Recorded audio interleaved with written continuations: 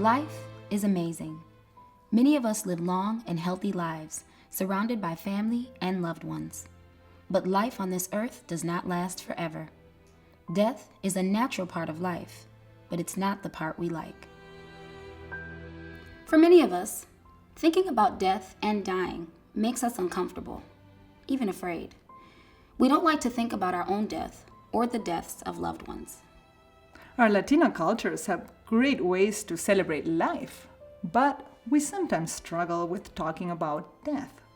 Even buying life insurance can make us worry about our own mortality. Our traditional Hmong beliefs hold that even talking about death may invite death, especially when someone is already sick. In Somali culture, death is just part of life. Only Allah knows when we will die. But as Somalis, we struggle with planning for death.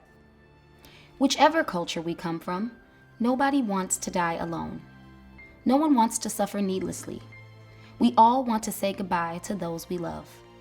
We all want our beliefs and traditions honored.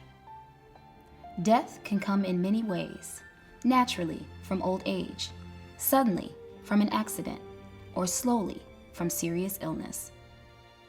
Unfortunately, there are real limits to what modern medicine can do to restore quality of life, even in the United States. Sometimes treatments harm the patient as much as they do the disease. The phrase terminal illness means that a serious illness cannot be cured, and the patient will eventually die from it. It's important to know that having a terminal illness does not mean that the doctors or anyone else are giving up on the patient or that no other care is available. When a patient has a terminal illness, doctors can try to estimate how long the person may live.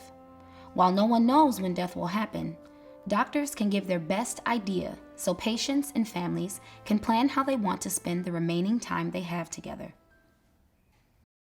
Here in the United States, there is a special way to care for people who are dying. It is called hospice. Hospice is care that focuses on keeping the patient comfortable and free from pain, with family members present and involved in that care.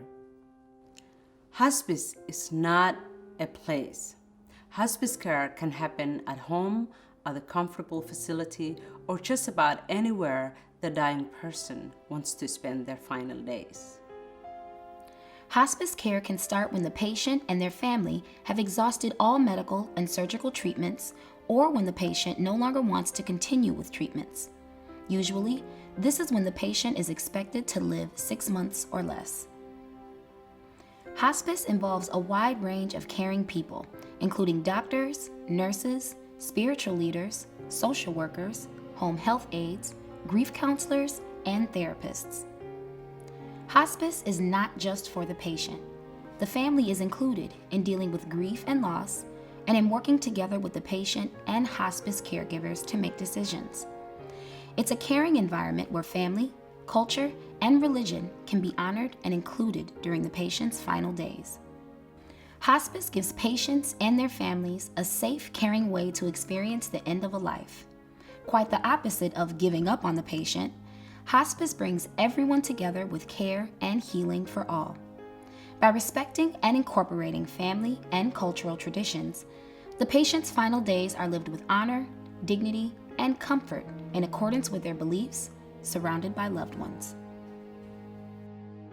I hope you and your family don't have to deal with issues of death and dying anytime soon. But when those times come, I encourage you to think beyond our cultural struggles with talking about and planning for death. Hospice care can honor our cultural values at that important time of life. If death comes with enough warning, hospice can transform the end of a life into a time of loving care for everyone. Thanks for watching.